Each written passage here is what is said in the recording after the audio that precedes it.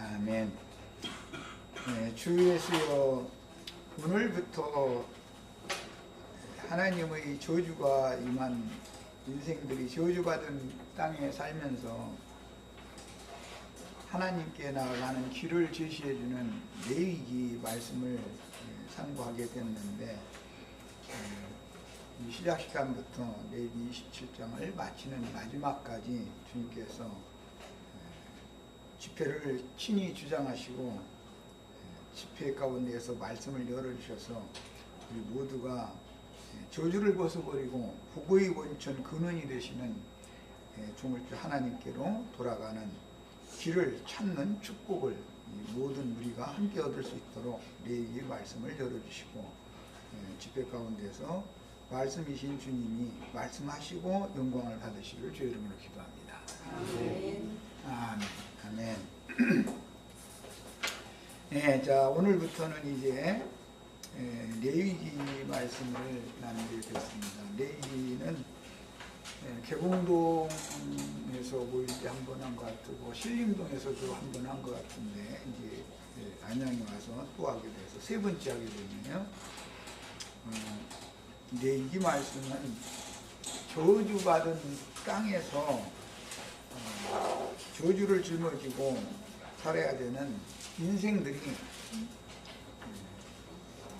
복의 근원이 되시는 하나님께로 나아가는 그 생명길을 제시해주는 내용으로 되어 있습니다. 그러니까 레위기를 모르면 생명이신 하나님께로 나아가서 하나님의 복을 풍성하게 받을 수 있는 길이 막히는 것이죠. 대부분은 신앙생활을 오래 해도 레위기는 잘 읽지 않습니다. 내용도 복잡하고 뭐 읽어도 무슨 말인지 잘 이해도 잘 안 가고, 그런데 우리는 하나님의 배려가 있어서 레위기를 이렇게 다시 또 말씀을 나누게 하셨으니까 레위기가 마치는 시간까지 집회에 잘 참석하시고 집중해서 말씀을 들으셔서 모두가 생명길로 생명의 풍성함을 누리도록 복을 주시는 하나님께 나가는 그 길을 찾아서 흐트러짐 없이 좌로나 우로나 치우치지도 말고 곧바로 잘 달려갈 수 있기를 바랍니다.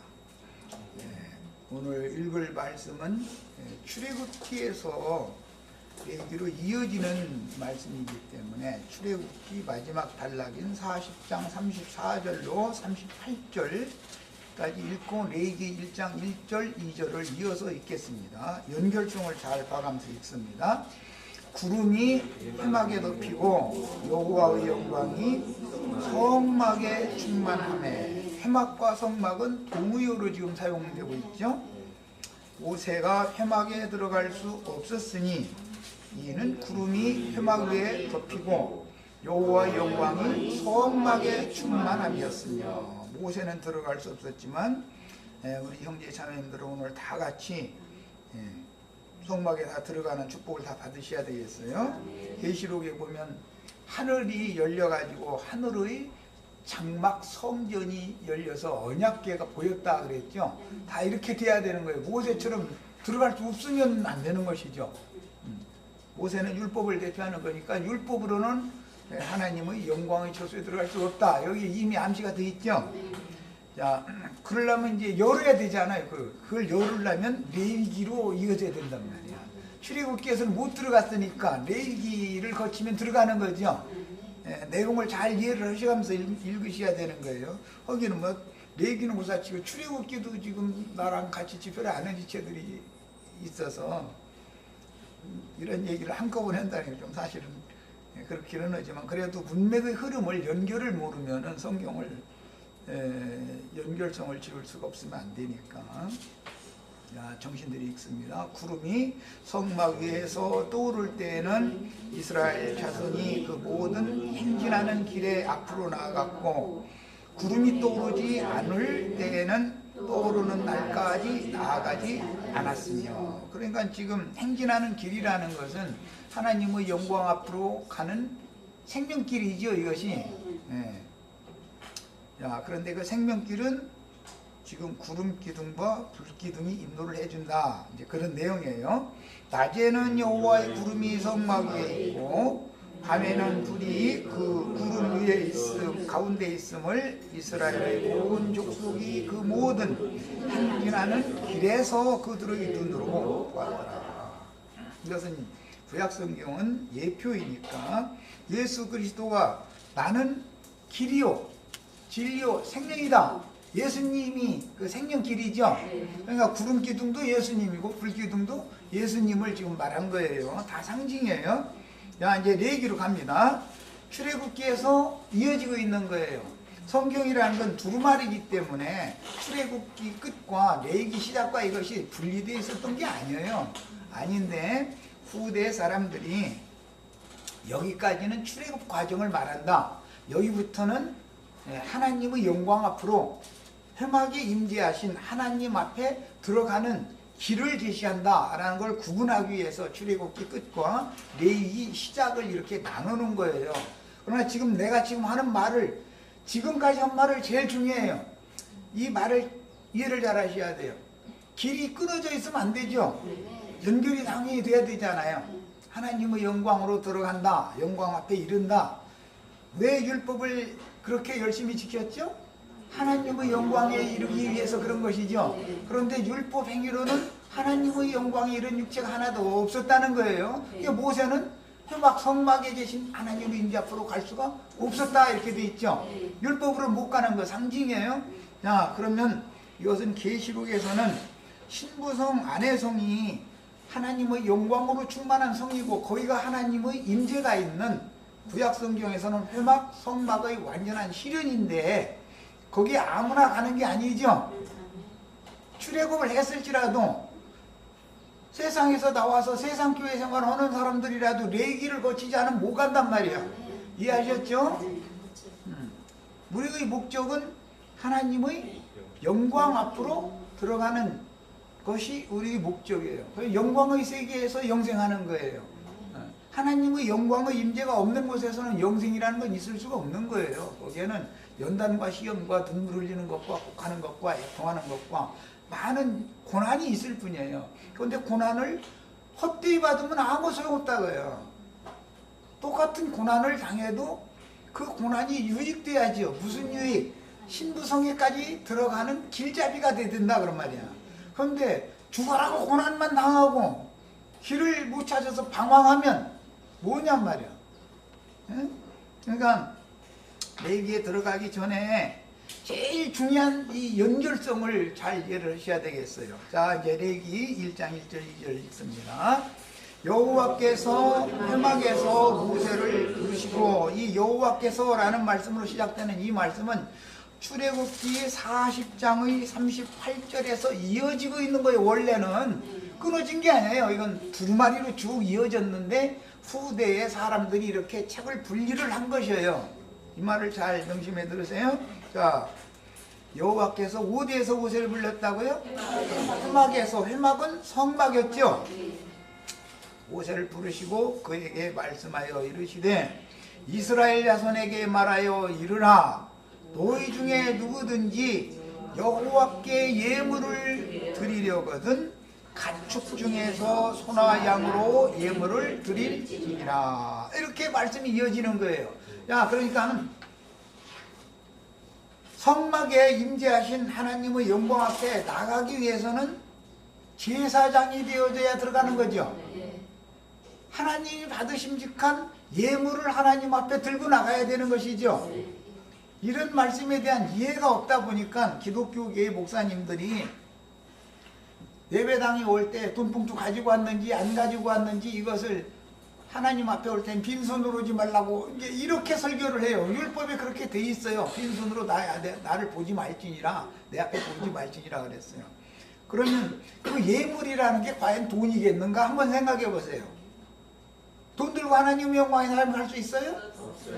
그들이 찬송에 뭐라 그러죠? 저 복음 찬송이라는데 돈으로도 못 가요. 그러죠? 돈으로 못 간다고 해가면서 왜 돈으로 예물을 들고 오라고 하는 건 또 뭐야? 얼마나 가르치는 사람들이 지식이, 영적 지식이 얼마나 없느냐 이 말이에요. 그걸 맹신해서 듣다 보니까 모든 신자들이 하나님이 정하신 예물을 들고 하나님 앞에 나가는 것이 아니라 속세의 돈을 갖다가 예배당에 바치는 것이 하나님 앞에 나아가는 길을 열어주는 예물이다라고 오해하게 되었다는 말이야. 이런 것이 얼마나 비밀스러운가를 잘 생각을 해보셔야 되겠어요. 자, 이제 자료 말씀으로 들어갑니다. 그러니까 출애굽을 한 목적은 여호와 영광 앞에 이르는 것이 목적이었죠. 괜히 출애굽을 한 게 아니잖아요. 애굽에서 왜 나왔어요? 여호와 영광 앞에 가려고 나온 거죠. 그런데 광야 생활을 기록한 출애굽이 끝났으면 하나님 앞에 나가는 길을 열어줘야 될 거 아니야. 그 사명을 지금 모세가 받았단 말이야. 백성들에게 이거 일러줘라. 무슨 말이냐? 내 길을 일러줘라 그 말이야. 간단하게 말해서 모든 백성들이 제사장이 되어져서 하나님이 기쁘심으로 받으실 만한 제물을 들고 내 앞으로 나오게 해라. 그러려면 회막에 다 모여라 그 말이에요. 하나님은 지금 회막에 와 계시니까. 그런데 기독교인들의 생각은 삼위일체 교리에 따라서 지금 알 수 없는 하늘 창공 어디 별 넘어 어디 구름 넘어 어디 별 넘어 어디에 지금 금의자 타고 하나님 옆에 예수님 앉아 계시죠. 그 예수님이 현재 회막에 와 계셔야 되잖아. 회막에 가면 예수님 하나님 만나는 거 아니야 지금. 그런데 그 사람들은 하나님 만날 길을 애당초 이렇게 차단시켜 놓고 있다 이거예요. 이 회막 성막이라는 건 교회를 말하는 거예요. 교회. 우리가 지금 교회로 모인 것은 하나님 만나러 온 거죠. 그럼 여기에 왔으면 하나님의 영광의 임재가 있어야 된단 말이에요. 뭘 통해서? 하나님 말씀이시니까. 말씀하시면 그 말씀을 들을 때 하나님의 영광이 내 심령과 마음속에 나타내줘야 된다 말이야. 그래야 하나님을 만나는 거예요. 하나님을 만난다는 건 말씀을 만나는 거예요. 말씀을 인격적으로 만나는 거예요. 자, 그런데 그 길을 자꾸 차단한다 이거예요. 왜? 창세기에서부터 저주받은 인간은 쫓겨난 다음에 생명나무로 이신 그리스도께로 나간 길을 막아놨죠. 뭘로? 두루도는 화염검과 화염검을 들고 있는 그룹들로 길을 막아놓게 만들었단 말이에요. 그 막는 역할하는 것이 율법이다 그 말이야. 율법은 천사들로 하여금 생명이신 그리스도께로 나아가는 길을 차단하는 일을 하는 것이지, 그 하늘 문을 열어서 천국의 주인이신 복의 근원이고 원천이 되시는 그리스도께로 나아가도록 열어주는 역할을 하는 게 아니다 이런 말이에요. 그럼 누가 열 수 있느냐? 예수님이 오시기 전에는 이게 절대 안 열리는 거다 이거예요. 아무리 유명하고 훌륭한 선지자들이 많이 보냄을 받았어도 그들은 다 불분명한 거야. 이게 불분명해. 하나님의 얼굴 앞으로는 못 데리고 등 뒤쪽만 본다는 거잖아요. 예표죠. 등 뒤쪽만. 하나님을 보는데 아렴풋이 보인다 그런 말이야.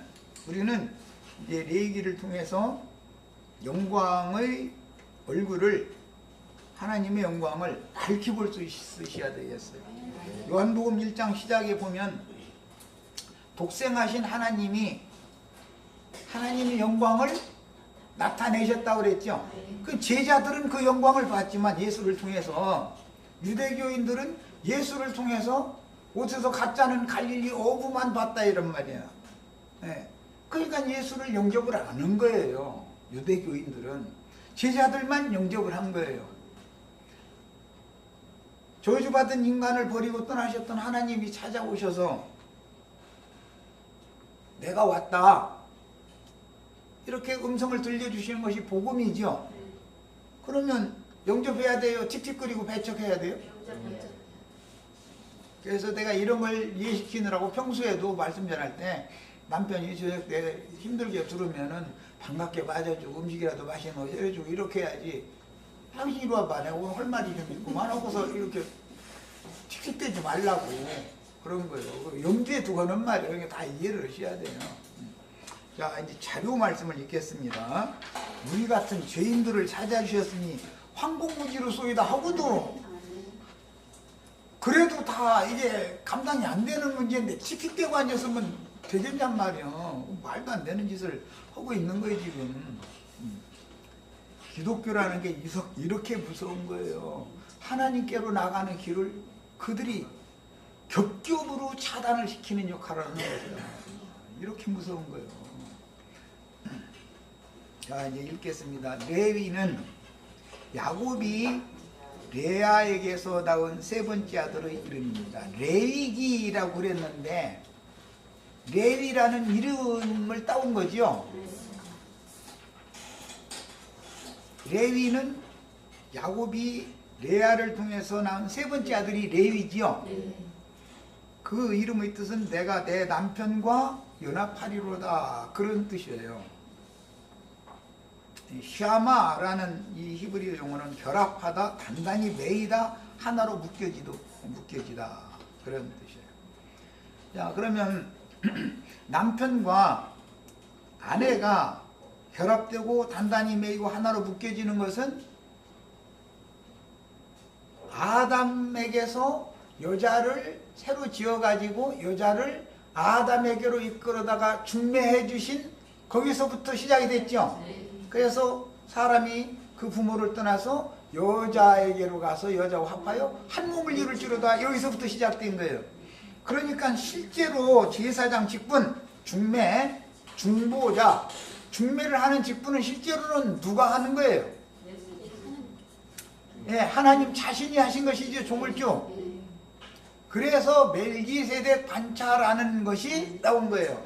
지금 말하는 레위의 이 레위 직분의 제사장 직분은 아론 반차를 따르는 것이기 때문에 완전한 게 아니죠. 사실은 원래 하나님이 정한 건 하나님 자신이 제사장이어야 되는 것이죠.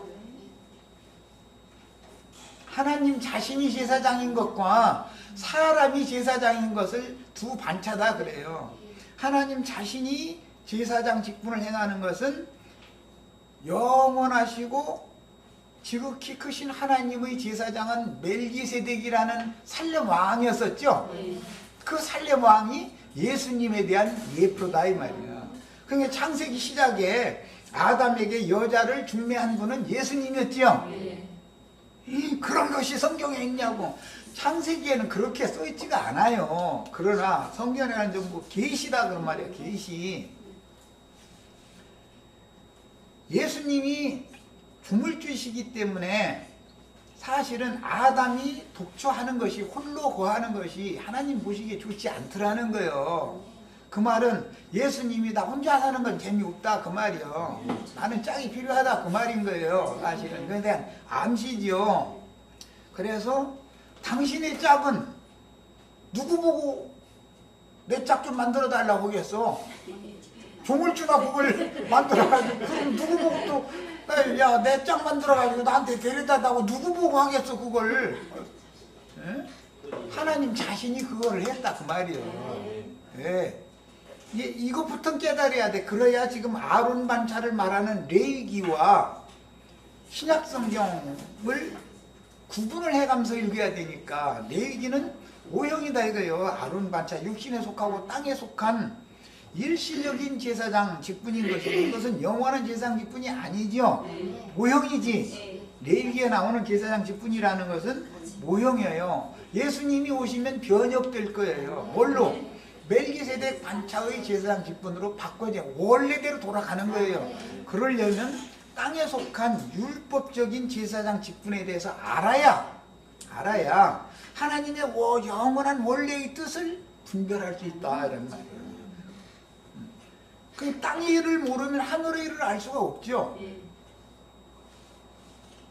그러니까 예수님이 말씀하실 때마다 내가 너희한테 알아듣게 하려고 땅의 일을 말해도 너희는 못 알아듣는데 너희가 어떻게 하늘의 일을 어떻게 알아듣겠냐 이러신 거 얼마나 답답하시면 그러겠어요? 그게 유대교의 저명한 랍비들 보고 오신 말씀이에요. 평신도들 보고 온 말이 아니에요 그게. 유대교의 저명한 랍비들 보고 날마다 성경 끼고 사는 사람들은 그리고 절기 때나 안식일 때 손들어서 백성들 축도해주고 헌물과 헌금 받아서 먹고 살고 하는 사람들 보고 하는 말이요. 예수님은 먼저 땅의 일을 말을 해야 땅에서 취함을 받은 흙사람들이 땅의 일을 통해서 아, 이것이 표상이고 예표구나 라는 것을 깨닫고 하늘의 일로 연결을 가질 수 있죠. 그런데 그래서 땅의 일로 말을 하는 것은 전부 비유요, 표상이요, 모형이다 그러는 거예요. 예표단 말이야. 땅의 일이라는 건 우리가 땅에서 결혼해서 자식 낳고 이렇게 가정을 이루고 사는 그런 표상이 없으면 주님의 가정을 세우는 교회, 그리스도와 교회라고 하는 비밀을 알 수 있어요, 없어요? 아무리 말해도 몰라요. 이것은 땅에서 그런 일이 있으니까 아, 육신의 일을 통해서 영의 일을 알게 해준다는 말이에요. 자, 이런 관점을 가지고 읽어나가는 거예요. 모든 죄인들은 은혜로 부어주시는 계시될 믿음을 통해서, 믿음은 사람들의, 유대인들의 믿음이 있고 예수 그리스도로 말미암아서 부어주시는 믿음이 있죠. 그러니까 믿음이라는 것이 다 똑같은 거 아니에요. 기독교인들도 믿는다 그러고 이 앞에 있는 절에 가도 불심이 좋다, 신심이 좋다 그랬었는데 다 그들도 믿는다 그래요. 육아를 믿는 사람들 보면 부모 제사 잘 드리면 그 부모가 자식들, 후손들 잘 되게 해줄 거라고 믿는 거예요. 그러니까 날마다 그거 하는 거 아니에요. 열성을 들여서. 그런데 그런 가짜 믿음도 있고 귀신에게 제사하는 그런 믿음도 있고 참 하나님께 제사하는 진실한 제사가 있다. 이제 이걸 말하는 거예요. 그러니까 우리는 이 기본적인 문제를 잘 아셔야 돼요. 예수님이 사마리아 성에 가셨을 때 사마리아 여자가 제일 궁금해했던 게 그거죠. 어디에 가서 어떻게 예배를 해야 되는가, 그래야 내가 하나님의 영광에 갈 수 있는가, 이걸 물어본 거예요. 그 유대인들은 예루살렘 성전에 가서 그 율법 제도에 따라서 짐승 잡아서 피 뿌려가면서 이렇게 예배를 해야 된다라고 가르치고, 이 사마리아 제사장들은 이 그리심산의, 그러니까 축복이 선포된 산이니까 이 산당에 와서 제사를 해야 축복을 받는다, 축복을 주시는 하나님 앞에 갈 수 있다 그러는데 도대체 어떻게 예배를 해야 되느냐고, 제사를 어디에 가서 어떻게 제사를 해야 됩니까 하고 물어본 거예요. 그 해답이 지금 레위기에 제시되어 있다 이런 말이에요. 자, 그래서 믿음이라는 것은 계시로 오는 것이죠. 갈라디아 3장 23절에 보면 율법의 저주에다가 가둬놓은 것은 계시될 믿음의 때까지다 이렇게 돼 있죠. 믿음이라는 건 계시로나 받는 믿음이야지. 믿습니다, 믿습니다, 막 설교하다가 중간중간에 불안하면 목사님이 아멘? 하고 물어봐요. 믿습니까? 이렇게 물어봐요. 그럼 왜 그러냐면 자기가 하는 설교가 자기 자신도 불분명하거든요. 확신이 없거든. 그러니까 지금 물어보는 거예요. 신자들 보고 내 말 맞다고 인정하냐 그걸 물어보는 말이에요 사실은. 그런데 못 알아들으니까 그냥 입으로는 아멘 하는데 뭐 뻥 하는 거지 뭐. 이런 제사장 노릇을 하는 것이 아론 반차에 따른 제사장 제도다 이거예요. 혈통에 따라서 레위 계보가 제사장 직분을 행하는 거예요. 그렇게 하면 여호와의 성막에 들어갈 수 있다 없다? 없어요. 못 들어간다고 돼 있어. 구름이 성막에 가득해가지고 그 구름에 가려가지고 구름을 뚫고 들어갈 수가 없어. 이 문제로부터 시작돼서 이제 기독교인들이 구름 뚫고 들어가는 길도 못 찾으면서 예수님 재림하실 때 이제 살통통 오겠던 천사가 막 이게 날개 막 쳐가면서 막 이게 내려오면 그때 그 천사의 나팔소리와 함께 자기는 구름으로 올라간다는 거잖아. 지금 그거 믿고 있죠? 그런데 구름에 가려서 모셔도 못 들어간다는데 비행기 타고 어디 가시다 보면은 구름 뚫고 올라가는 거 봤죠? 로켓 뜨고 이렇게.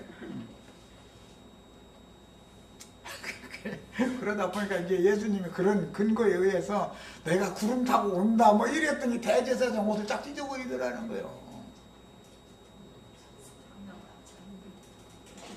율법 대제사장의 직분이 끝났다. 대제사장이 옷을 찢었다. 율법 시대가 끝났다. 그것은 상징으로서 범죄한 아담과 하와가 무화과나무 이파리로 치마를 해서 입은 것은 율법 대제사장의 제사장 옷으로 상징이 됐는데, 그것을 찢어야 이제 짐승 잡아서 피를 흘려서 그 가죽을 벗겨서 그 가죽으로 옷을 새로 해서 입혀주는 구속이 실현되는 것을 상징으로 보여주는 거예요. 그래서 예수 그리스도가 우리의 새 옷이단 말이에요. 그래서 사도들은 이걸 깨달았기 때문에, 그러므로 너희는 옛사람과 그 행위를 벗어버리고 그리스도로 옷 입어라, 이렇게 말하는 거예요. 새 옷을 갖춰 입어라. 옛사람을 벗어버리고 새 사람으로 옷을 입어야 된다. 자꾸 이렇게 가르쳤던 거예요. 자, 하나님 앞에 나가는 사람이 뻘거벗고 나갈 수는 없죠. 뻘거벗으면 뭐만 보여요? 똥밖에 안 보여요. 인간의 뱃속에 뭐가 들었어요? 인간 속에 하나님은 껍데기만 보는 게 아니라, 껍데기에 어차피 가죽을 입혀놨으니까, 이제 인피라고 그러는데 가죽을 입혀놨으니까 안 보는 것 같으면 하나님은 이 껍데기 속에 뭐가 들었는지 다 보고 계시기 때문에, 그래서 덮임을 받고 가려움을 받는 자가 복이 있는 것이고, 그러려면 제사장의 직임을 할 수 있도록 제사장으로서의 옷을 갖춰 입어야 되는 거단 말이에요. 이제 옷 받고 입는 얘기도 이제 앞으로 나가다 보면, 아니 너무 복잡하고 아주, 언제는 뭐 무화과나무 이파리 저 치마 벗어버리고 짐승 가죽으로 옷을 해서 입으라고 했다가, 또 언제 어떤 이제 율법 보면은 너는 세마포로 옷을 입어야지, 내 앞에서 땀 흘리게 하는 짐승 가죽으로 옷 입지 말으라고 또 그러고, 그러니까 언제는 입으라겠다, 언제는 벗으라겠다, 언제는 못 입으라겠다, 언제는 못 입으라겠다, 이렇게 하는 것은 시대의 전환을 바라는 것이다. 우리는 희고 고운 세마포로 입고 영광의 세계에 들어가는 그런 길을, 레위기를 통해서 이제 찾아내는 거예요. 자, 그래서 계시될 믿음을 통해서 주와 연합하여, 사람이, 하나님은 영이신데 사람이 하나님과 연합하려면 영은 영끼리나 통하죠. 영이 육체와 통할 수는 없죠. 그래서 주와 합하여 한 영이 되는 구속과 거듭남이 필요하며, 제사장은 믿음의 말씀, 구원의 말씀을 전파하여 하나님과 죄인들을 연합시키는 책무를 맡은 중매쟁이들, 전도자들이라고 하는 것은 중매쟁이죠. 이 개념을 잘 이해를 하셔야 돼요. 제사장은 남편과 아내를, 청년과 처녀를 중매시켜서 한 몸을 이루게 만드는 거예요. 그게 제사장이 하는 일이요. 우리가 레이지파라고 주장하는 자들이 이것을 오해하다 보니까, 그것은 사명을 말한 것이지 책무를 말한 것이지 권리를 말하는 것이 아님에도, 이걸 모르다 보니까 기본 사상이 출발이 잘못된 거예요, 시작부터. 그러다 보니까 자기네들이 무슨 큰 성도들 위해서 군림하는 무슨 권세를 받은 것처럼 이렇게 오해하고 있다 이거예요. 제사장이라고 하는 것은 하나님과 죄인들을 화목시켜서, 그러려면 화해케 하는 예물을 갖다 드려서, 하나님 그 예물을 받으면, 또 지난 날에 있었던 옵셨던 걸 하자, 그러고 그냥 나랑 서로 합치자, 이렇게 해서 받아주게 만드는 역할을 하는 것을 제사장의 직무다 그러는 거다, 이런 말이야. 자, 그러니까 제사장은 전도의 직무를 하는 것이고, 이것은 당연한 책무예요. 바울 사도는 이거에 대해서 너무나 잘 알고 있었고 아주 강조해서 얘기하고 있죠. 그래서 복음의 제사장 직무다 그러는 거예요. 레위의 모친 레아가 그 동생인 라헬과 남편 야곱의 사랑을 서로 차지하기 위하여 경쟁하면서 세 번째 낳은 아들이 이름이 레위였었죠. 그것은 자기 동생에게 남편을 뺏기지 않고자 하는 그런 마음으로 한 거예요. 이것은 상징으로서 구약시대의 백성들의 남편은 여호와였고 그 참 남편은 예수님에 대한 상징이다, 이게 모형이다 이거예요. 여호와의 증인들만 만나면 당신들은 왜 예표적인 하나님을 그렇게 끝까지 눈치를 못 오느냐고. 그 여호와라는 건 모형의 하나님 아니냐고. 예수님에 대한 모형 아니냐고. 그럼 그림자 하나님이라고. 이러면 여호와 증인뿐 아니라 기독교 삼일체 믿는 사람들한테 이렇게 말하면 그 크신 하나님을 무시하고 그 두 번째 하나님을 왜 이렇게 앞세우느냐 이러면서 따지죠. 기겁해 아주. 그래서 나는 그런 사람들 만나면 디도서 2장 13절 한번 읽어봐. 당신 눈으로 직접 읽어봐. 난 그래. 당신이 생각하는 크신 하나님이 진짜로 크신 하나님 누군가, 분명히 예수 그리스도가 크신 하나님이라고 돼 있다. 영광의 하나님이 누군가 또 읽어봐라. 분명히 그분이 세세토록 찬양을 받으실 하나님이다. 로마서 9장 5절에 명확하게 이렇게 돼 있다. 예수 그리스도라고 돼 있다. 그거 이렇게 보여주면은 또 그때는 아무 생각도 못해. 그래도 생각은 안 바꿔져. 그래도 성경을 직접 자기 입으로 읽게 만들어도 생각을 안 바꿔. 이게 사람이 다른 교훈으로 한번 세례당해서 인침을 받으면 얼마나 이것이 해결받기가 어려운 문제인가를 알 수가 있는 거예요. 자, 세 번째 아들을 레아가 낳은 후에 내가 남편에게 세 아들을 낳았으니 내 남편이 나에게 완전히 매여서 라헬을 사랑하지 않고 자신을 총애하리라 하는 기대를 갖고 레위라고 이름을 지어줬어요.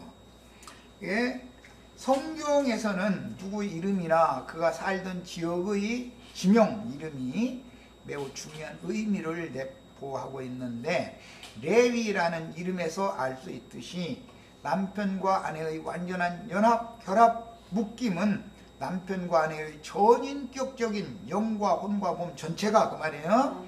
연합과 한 가정이라는 거처에서 함께 거하면서 혼인을 하면은 여자가 친정을 떠나서 남편에게로 가서 자기 가정을 이루는 것이죠.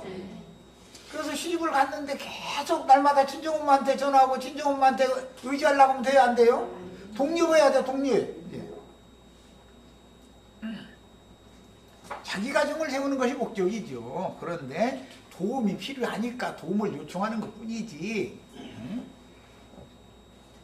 자, 전인격적인 연합과 한 가정이라는 거처에서 함께 거하는 거예요. 거처가 옮겨지는 거예요. 그게 아브라함은 본토 친척 아비 집을 떠나는 것부터 시작하죠. 하나님이 지시하는 새 땅으로 가는 거예요. 자, 그 다음에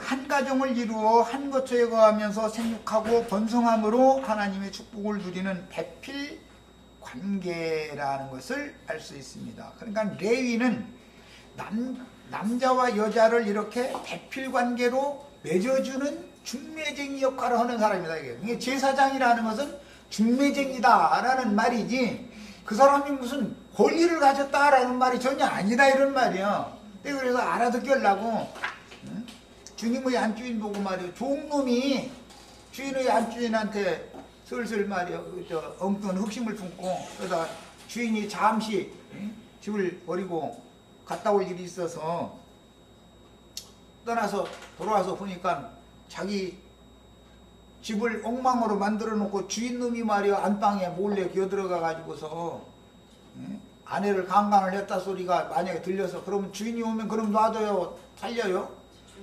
다른 놈은 다른 죄는 용서하지만 그 죄는 용서를 못 받는 거예요. 이 얘기를 하는 거예요. 그러니까 예배당 목사님들 정신 차려 좀 제발.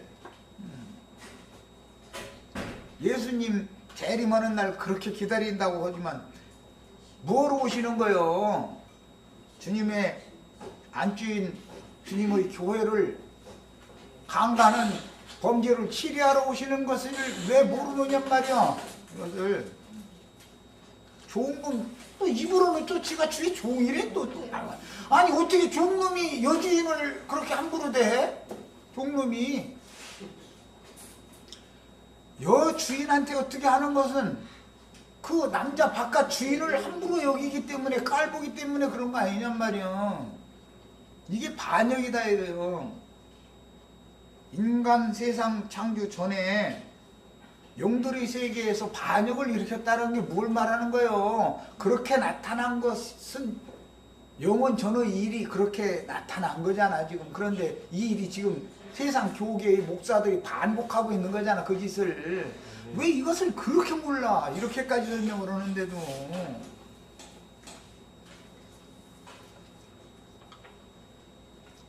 복음을 전하는 제사장 직무를 향하는 사람들은 자기 책임을 다할 뿐인 것이지 교회에 대해서 주관할 자세가 있는 그런 본세가 있는 게 아니야. 책임을 다할 뿐이야. 교회가 바람나서 여자가 바람나서 그랬으면 그건 하나님 오시면 그 자기 아내를 심판하겠지 그거야. 그런데 종놈이 가서 그 짓을 했으면 종놈을 가만 놔두겠나 이거요. 그런데 계시록에 보면 두 연놈이 똑같아 아주. 두 연놈이 눈이 맞아가지고 종놈하고 안주인 신분을 가진 사람이 말이야. 종놈하고 눈이 맞아가지고 남편이 잠시 말이야 출타하고서 돌아봤더니 이게 엉망이 되어버린 거 집안이. 이게 계시록 17장 18장에 나오는 내용이다 이런 말이야. 자, 성경에서는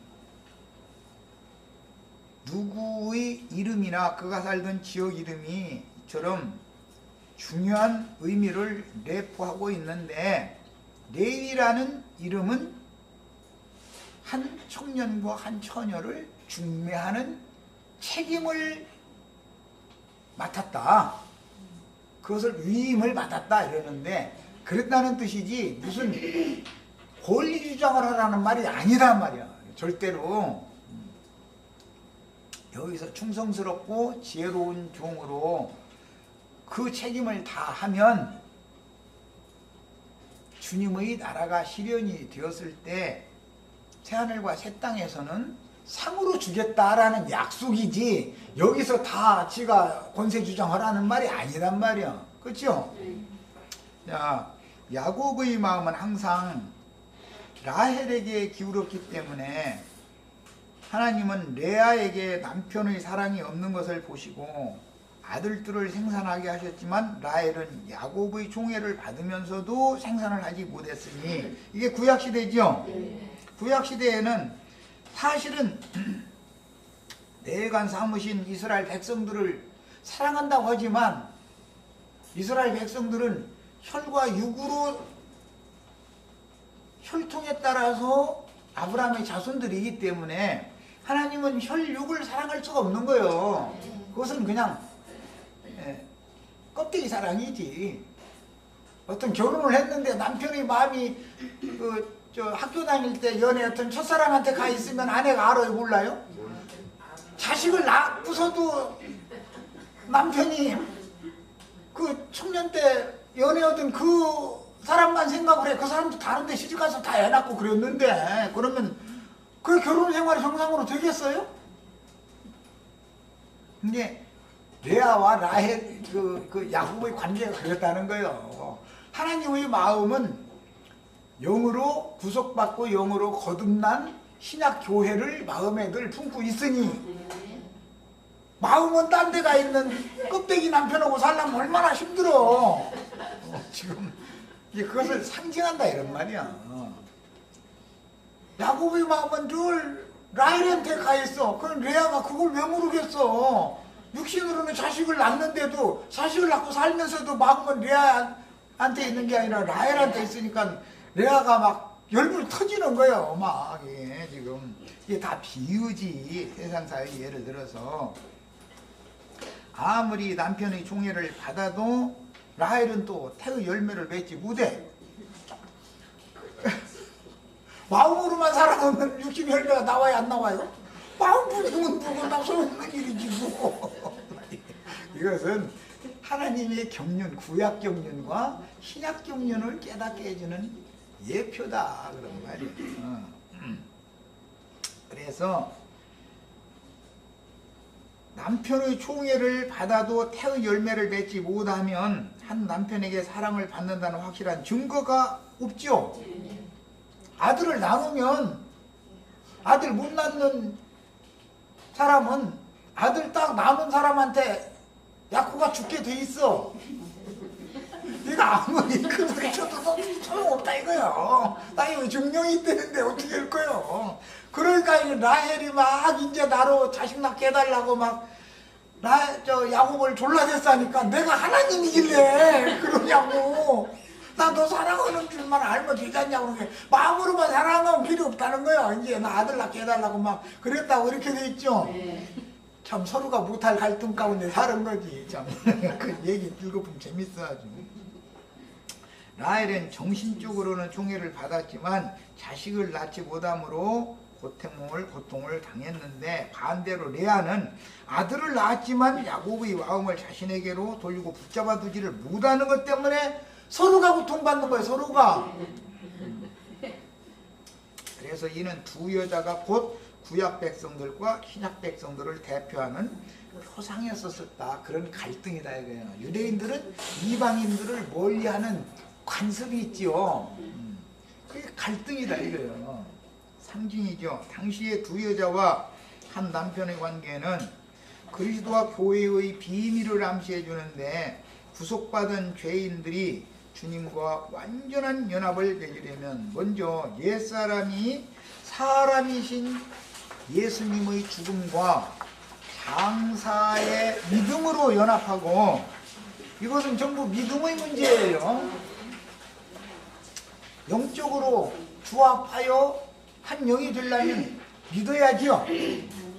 하나님은 은혜로 임하시고 사람은 믿어야 되는 거예요. 그 은혜를 받아들여야 되는 거예요. 양면이 있어. 그런데 이거 이제 믿음의 비밀이다 그래요. 교회를 인도하는 장로가 되려면 믿음의 비밀을 가진 자라야 된다 이랬어요. 믿음이 기독교계의 믿음이 그게 믿음이라면 무슨 놈의 그게 비밀이겠어. 기독교계가 다 말하는 다 믿는다 그런 것이 그게 무슨 놈의 비밀이냐고. 다 믿는다는데. 믿음의 비밀을 가진 사람들에게서 나오는 믿음의 열매가 증명이 돼야 되는데, 그게 태의 열매지요 이제. 자, 그것은 태를 입은 여자가 아들 낳는 이기는 자를 낳아야만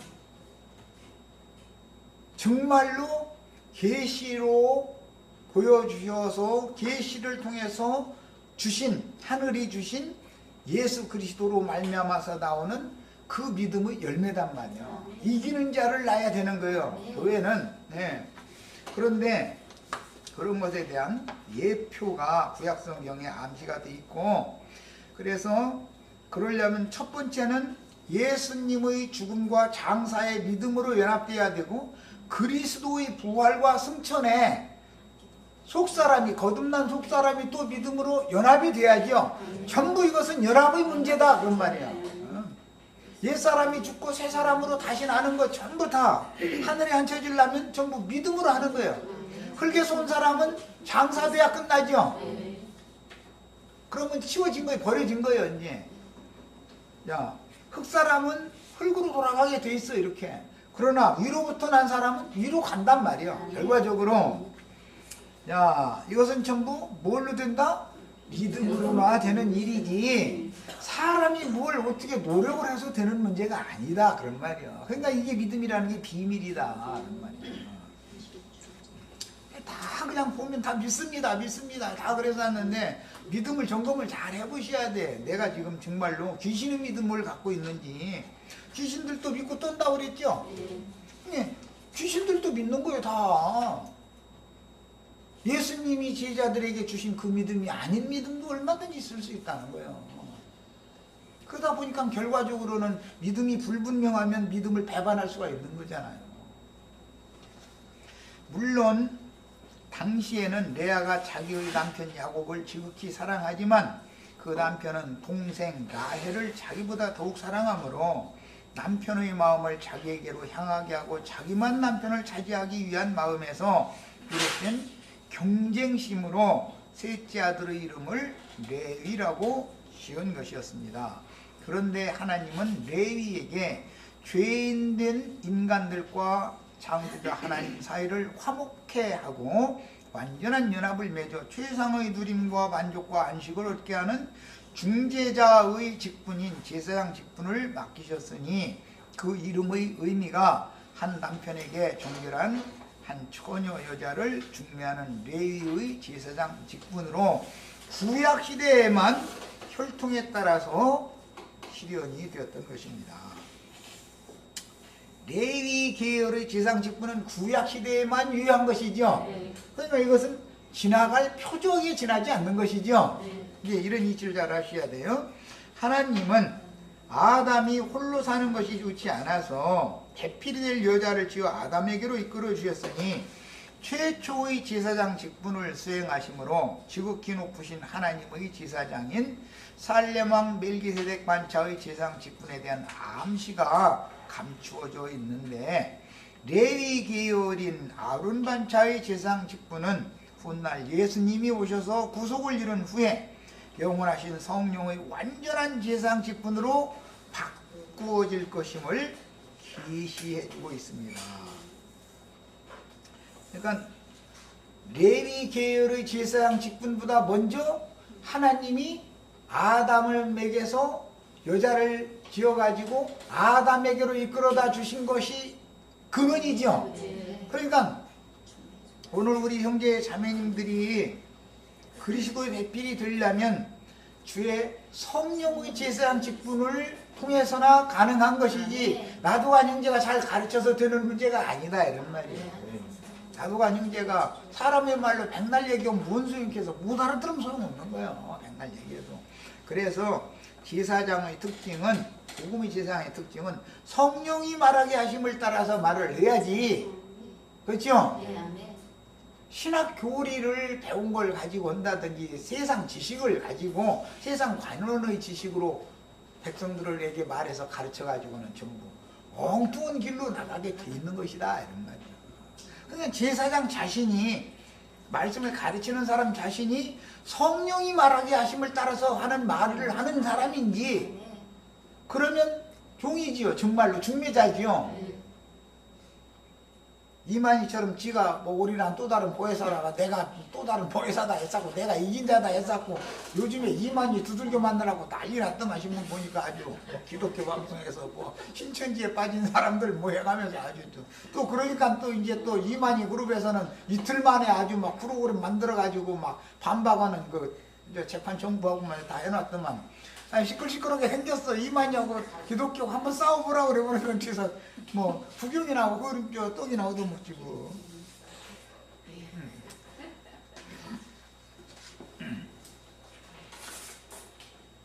그놈의 14만 4천 과천에다가 모아놓는다 해가지고 뭐가 될 거라고 저러고 앉았고 이만희 안 죽는다고 거짓말했는데 기독교에서는 그거 이제 이만희는 교리 때문에 죽을 수도 없고 죽지도 못한다고 그랬더만. 죽고 싶어도 죽도 못해. 이제 저는 안 죽는다 해놨더니 저 죽으면 뭐야. 그럼 아무것도 아니고 저 끄집부렁하는 미친놈밖에 더 되겠어. 그러나 사실은 이만희 곧 죽어요. 내일 모레 이제 곧 죽는데 죽어도 그 무리를 또 이끌고 나갈 다음 타자가 나오게 돼 있어. 이 종교라는 건 어마어마한 힘을 갖고 있어. 자, 창세기 6장 3절에서 우리 시체들은 지금 자료를 해드렸으니까 여기 인용한 성경 구절을 다 읽으셔야 돼. 이거 다 찾아 읽으려면 아마 며칠 걸릴 거예요. 아마. 6장 3절에서 여호와께서 가라사대 나의 신이 영원히 사람과 함께 하지 아니하리니 이는 그들이 육체가 됨이라 라고 이제 번역을 해놨는데, 이것은 원래대로는 하나님의 숨이 영원히 사람들과 다투지 아니함이라. 이는 그 이유는 그들이 육체가 됨으로 범과함이라. 이게 직역을 한 거예요. 지금 나는 원래는 이건데 이것은 이제 의미를 쉽게 전달해 주기 위해서 번역을 이렇게 개역성경에 이제 번역을 이렇게 해놨어요. 이것은 라틴어 계열의 번역을 인용했기 때문에. 그런데 지금 내가 직역한 건 킹제임스 성경 번역을 따르는 번역을 한 거예요.